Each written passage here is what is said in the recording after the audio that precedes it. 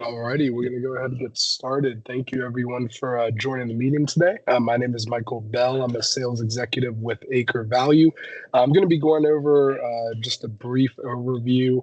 I've got a short PowerPoint slides built for this. So I'm going to go over just a few objectives, some challenges with traditional data sources, what AcreValue can provide, and then we'll go ahead and get into the software. I'll show you a case study that I found that'll make sense for the environmental compliance and risk. And then we'll go ahead and wrap up with a brief question and answer where you can go ahead and ask any questions you want. And the whole thing should take between about 30 and 45 minutes. And let me know if y'all have any questions in the meantime, but we're going to go ahead and get started. All right, so today, title is Data-Driven Site Selection for Environmental Risk Reduction. So we're going to be talking about how you can get more accurate land insights with AcreValue to help you minimize compliance risks and support sustainable industrial development. All right, so go ahead and get started here. I'm just going to move my screen over. So this webinar is going to introduce the critical role of accurate land insights in minimizing compliance risks and supporting sustainable industrial development. During this session, we're going to aim to demonstrate how data-driven site selection can significantly reduce environmental risk exposure, streamline project timelines, and as y'all often know, industrial development projects, they face complex regulatory landscapes. We've got environmental protection laws, zoning restrictions, conservation requirements. And as you may know, failure to address these factors can lead to costly delays, redesigns, and even project cancellations.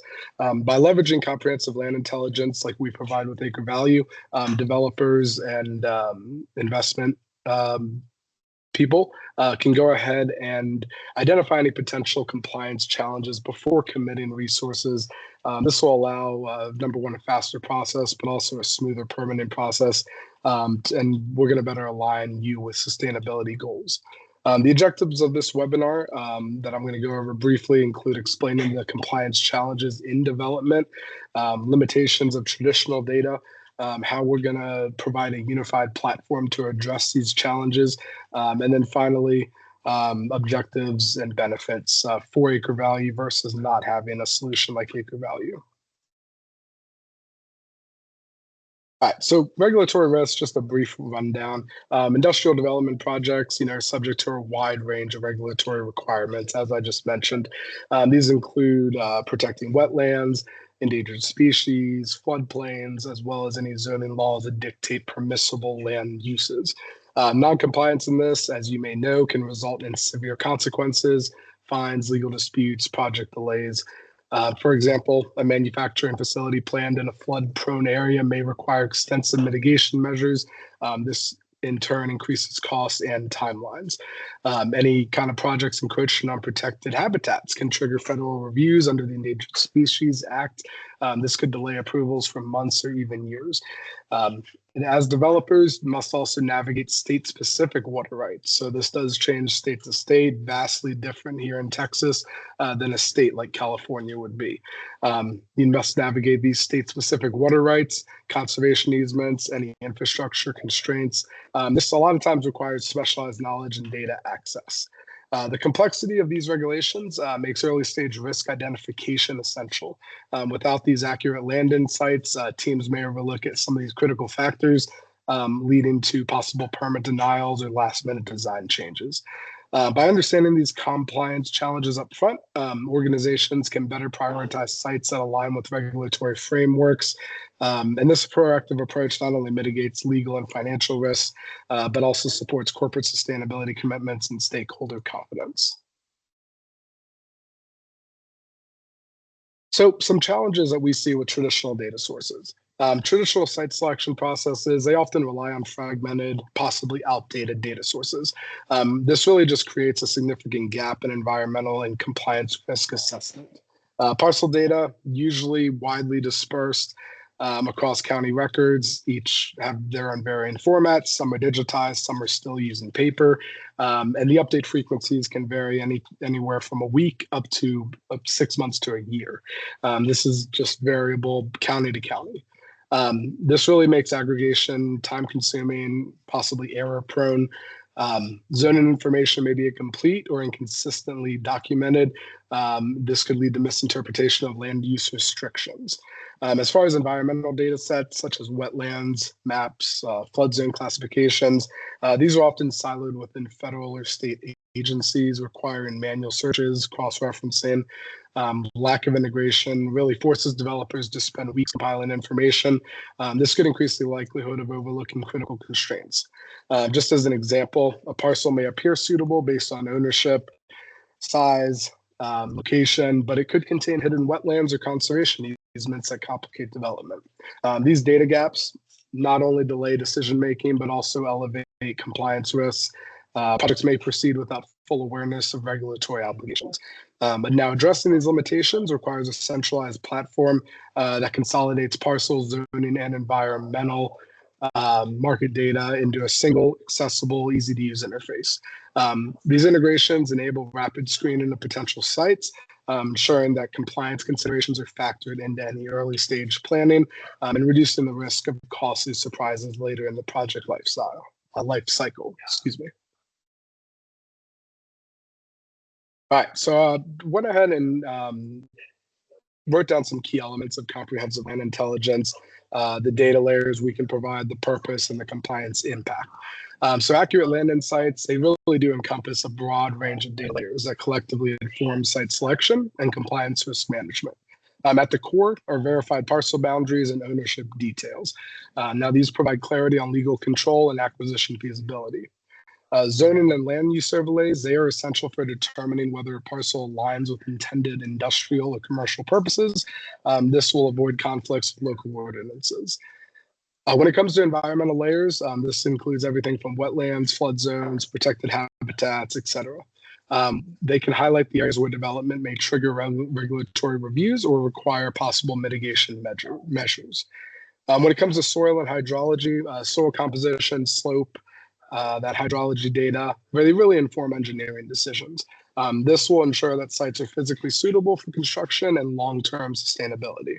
And some additional components, easements, infrastructure, utility corridors, they really help identify potential limitations on land use. And finally, market activity and valuation trends. As many of you probably already know, they offer insights into acquisition costs, investment potential, and really support your financial planning. Now, by integrating all these elements into a unified platform like AcreValue, developers can perform holistic evaluations of candidate sites by balancing regulatory compliance, environmental stewardship, and economic viability. This comprehensive approach not only reduces risk, but it also accelerates project timelines by enabling informed decisions early on in the development process. And not to worry, everybody, I've just got 2 of these slides left, and then we'll go ahead and jump on into the software. So now just wanted a brief overview, and I'll continue to explain this as we look at AcreValue, the platform itself. But I wanted to quickly summarize how it enables some of this risk reduction. So we provide that centralized platform. Really, bottom line, it enables rapid and accurate site screening, going from weeks to possibly minutes and hours and days for site screening. We've got a nationwide standardized data set. This only includes the lower 48. Hawaii and Alaska are not included in this. But essentially, this ensures consistency across jurisdictions, eliminating the need for any manual aggregation of county records, as we provide 99% of the counties in the lower 48. Now, users can access verified ownership details, any zoning classifications, environmental overlays, with just a few clicks. We also include, as I mentioned before, a lot of other different layers, soil, hydrology data, even fiber optic data. So we really do have a comprehensive reach, whether that be ag-related, environmental related, or just the power grid itself. So essentially, our market intelligence features, we also include recent sales, valuation trends. We can assist in that financial planning and stakeholder alignment. Now, we streamline the entire site selection process. This means everything from identifying potential areas, applying these environmental and zoning filters, validating ownership. This includes skip tracing for owner information, where they live, even how old they are, emails, phone numbers for contact information. We also can export maps or reports for internal review or business use for screening a site. Now, this approach, we reduce compliance risk, ensuring that all these critical factors are considered before you really commit any on the ground or any important resources beyond that additional screening or initial screening. Now, by integrating these capabilities, AcreValue, I believe, really empowers developers to make informed decisions quickly. Number one, this minimizes delays and supports sustainable industrial growth, but more importantly, it's going to save you time. The platform's efficiency, we believe, translates into tangible benefits such as lower due diligence costs, faster permitting, and improved investor confidence. And finally, to wrap up, some advantages of this data-driven site selection, and then we'll go ahead and jump into the platform itself. Now, adopting a data-driven approach to site selection really offers numerous benefits for industrial developers and stakeholders. Number one, minimizes a compliance risk by identifying environmental and regulatory constraints early on in the process. Number two, accelerates project timelines by streamlining due diligence, enabling faster decisions. Third, lowers overall development costs by preventing investment in unsuitable sites and reducing the need for extensive mitigation measures that, as you know, cost a lot of money. Additionally, any data-driven site selection supports sustainability objectives. This promotes responsible land use, avoiding ecological sensitive areas. This approach really enhances transparency and confidence among investors, lenders, regulatory agencies, really just facilitating smoother project approvals. And as a consumer, by leveraging platforms like AcreValue, organizations can better integrate comprehensive land intelligence into your workflows. This is going to ensure that you are compliant, you're providing environmental stewardship, and economic viability are addressed all at the same time. We're going to go ahead and jump into the platform. I'm going to stop sharing this now and share a new screen with everybody. Bear with me for just a minute. All right. So this is going to be the AcreValue platform. I went ahead and zoomed into a site that I wanted to talk about, something that actually came up this week with one of our current customers. So they had an offer. They own a few of these plots. As you can see, all the parcel boundaries listed here. They own about 13 of these along this stretch down here in Managorda County in South Texas, pretty close to Houston. Just wanted to zoom out if you're not familiar with the area. Houston's right up here. So we're looking at Matagorda. I'll just get back to where I was. All right.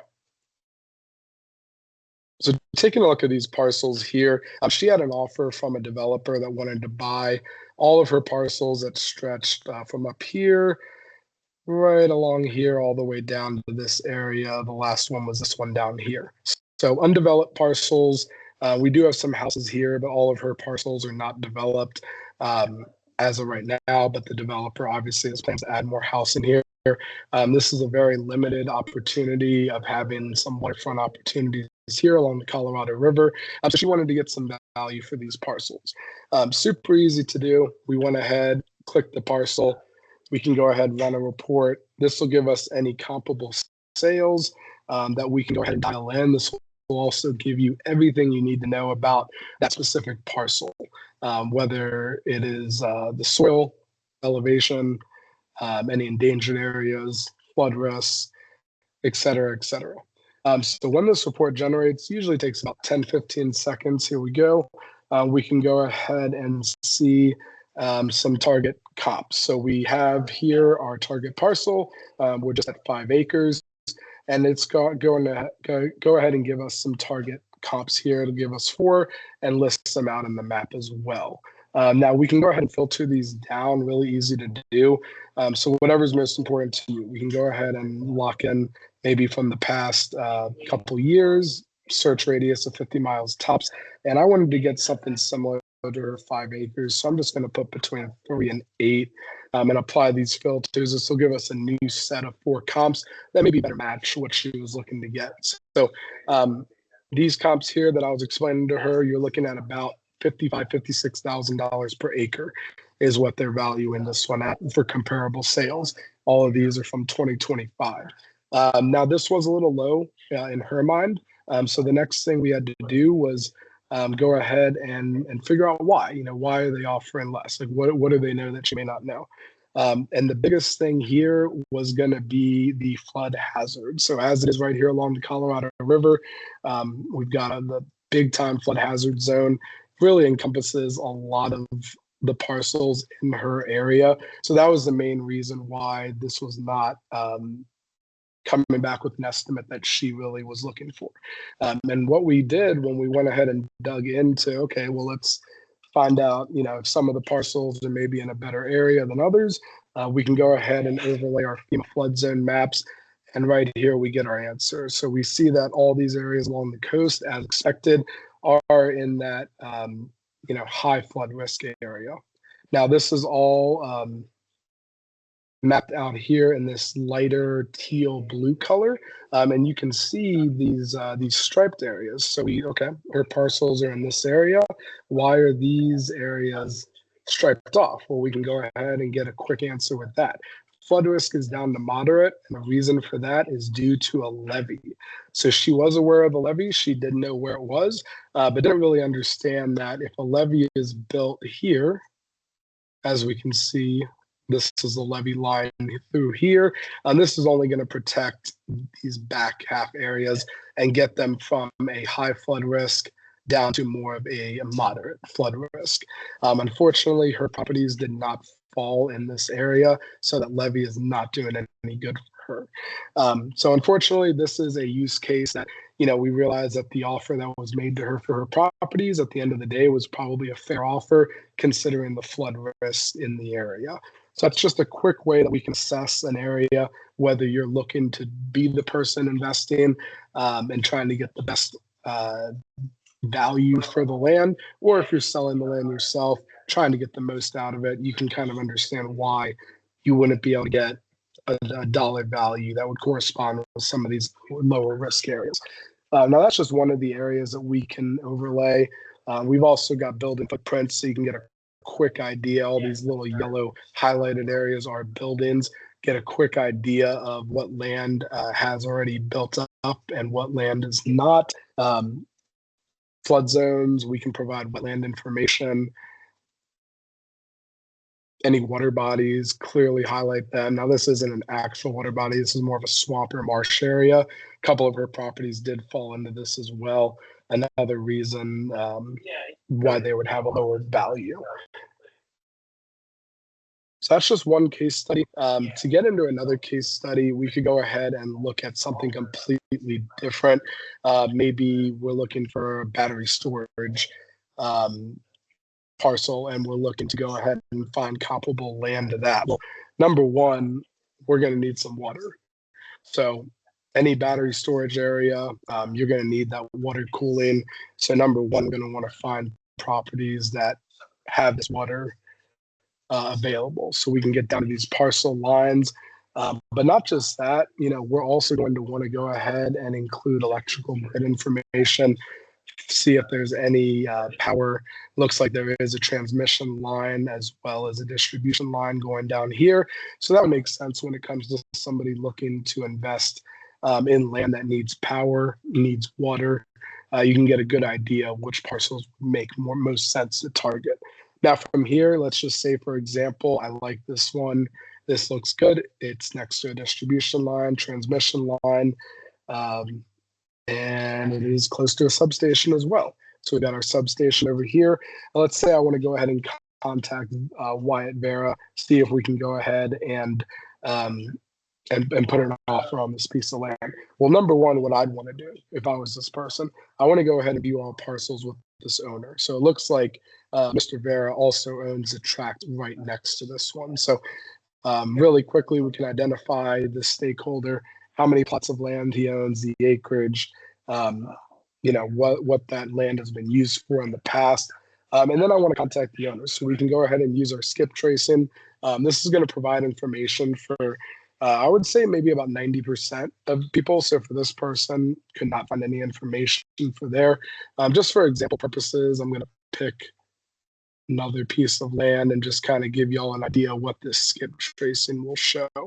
So Gary Ford, let's see if he's got some information in our third-party database. It looks like he does. This will just take a couple seconds. And we can go ahead and see, okay, Gary, he's 70 years old.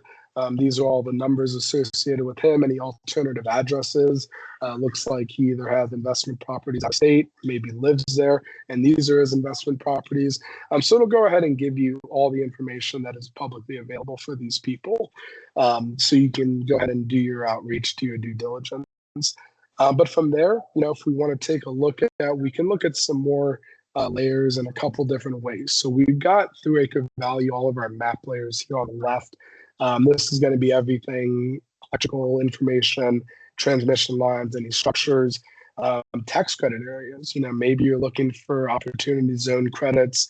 We can go ahead and overlay any of those as well. Make sure you're maximizing those tax benefits for any certain area. And then power generation, power plants, whether that be coal, geothermal, any other types, we can go ahead and really layer this on and drill it down to what we're actually looking for. So nuclear power plant over here, a lot of wind turbines in this area. And then from there, another thing that has become big lately is fiber optic availability.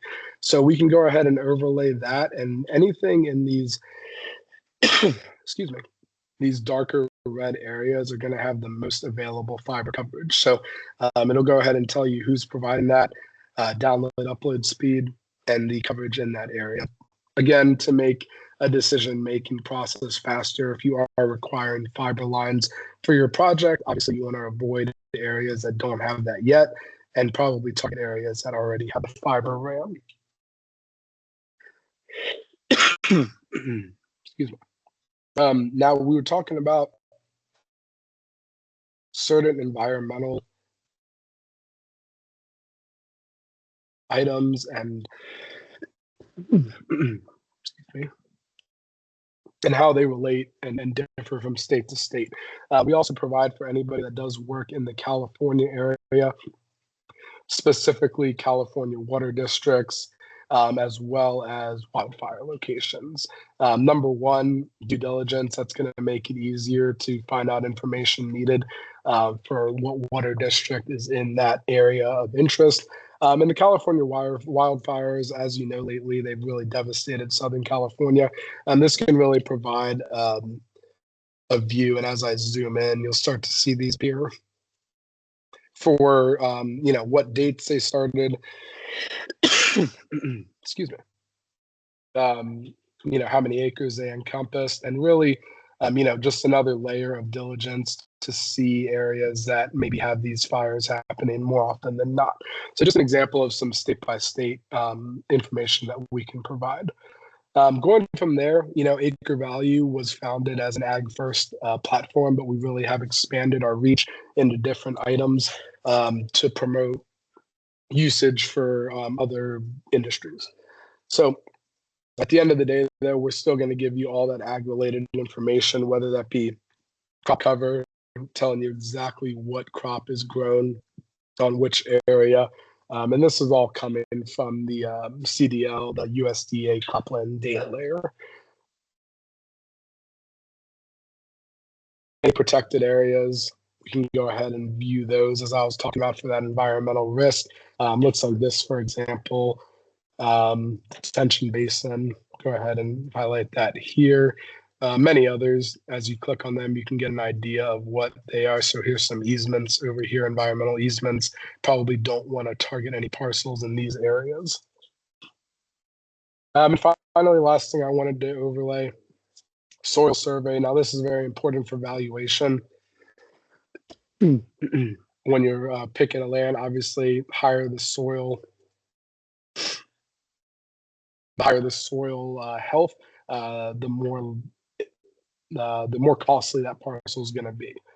So at the end of the day, if you're looking for some cost-saving opportunities or for value in a piece of land, this is very important to know, the kind of soil that's growing, how rich it is, with the NCCPI weighted average, so on and so forth.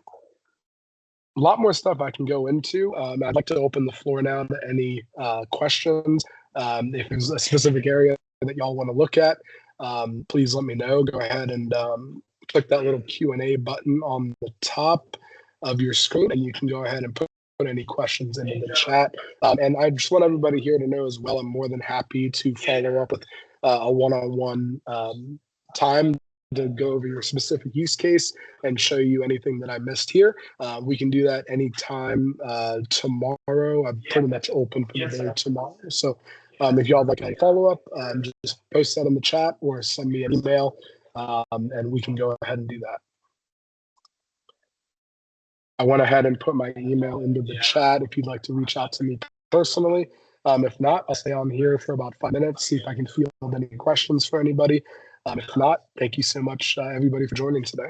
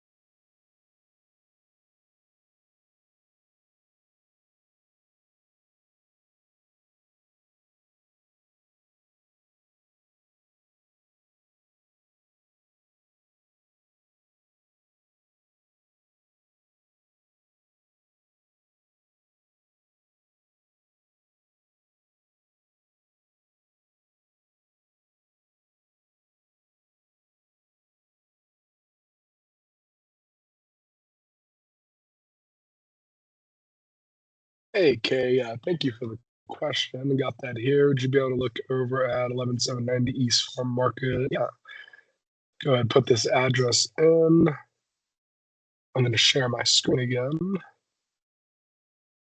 right, so up here on the top, we can go ahead and enter a specific address if you have it. See if we can get this pulled up. East.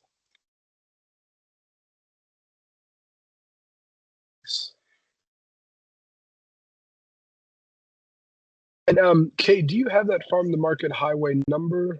I think we might be missing that. 11790 East FM.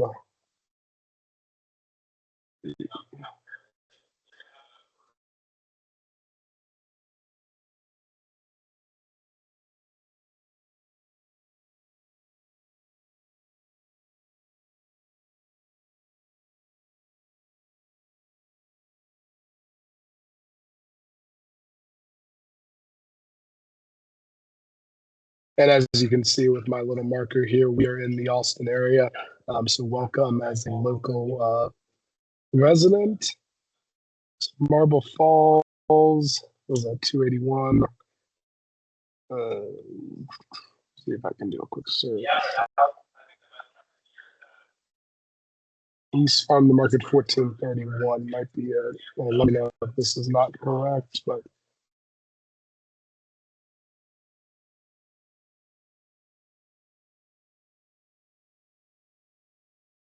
all right. Let's see. 1431. All right, perfect. So got that here. This should be the one that came up. So what we can do, we can go ahead and click on this here.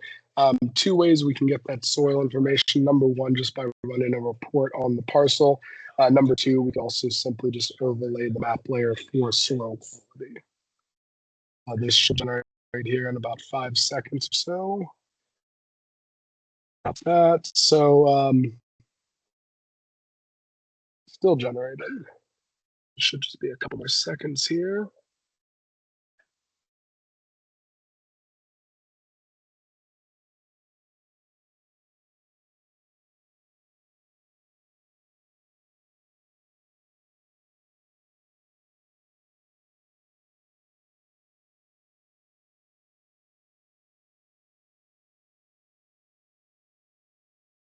All right, well, while that loads, I'm going to go ahead and show you this map layer with the soil survey. So as we can see here, we're going from lowest quality to higher.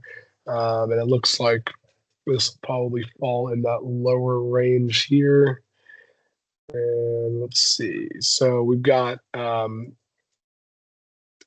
know what? Sorry about that. Let me go ahead and clear. This is why that report was taking a minute to load. And go ahead and redo this here. All right, so this should only take a few seconds now to load. Had to just clear my saved plots that I had over here. And the reason I like to use a report is because it's going to be a lot more detailed than simply the soil description. The NCCPI for this area is 16, or this parcel is 16.1, and looks like county average is 24.6. So definitely going to be less valuable soil here. And on that soil survey, we can go ahead and get a little more information. So it looks like just over 10 acres on this parcel. Soil class is 7, and you can go ahead and see the key here. Looks like very severe limitations with 7, unsuited for cultivation. So that's going to be not a very high soil survey, as you can tell very quickly with the county average versus the one for this. And then from there, you know, if you're looking at more information for this parcel, we can look at the vegetation on this field.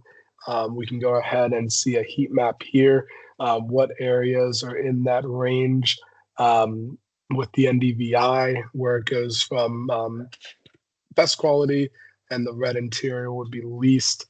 Any flood hazards, obviously, probably not up here. Crop history for the area breaks down for the past 5 years. You can go ahead and see it looks like it hasn't changed too much, mainly non-cropland, forest, shrubland. It looks like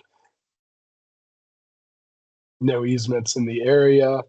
An elevation heat map, you can see where it goes from a higher elevation to lower gradient of about 50 feet, which is pretty significant for a small piece of land. And then if you wanted sales comps off of that, you can go ahead and give on those as well. Dial it in, filter them for whatever is most important for you. And Kay, if you'd like, I can go ahead and email this report over to you just so you have. Um, and let me know if you have any questions regarding that.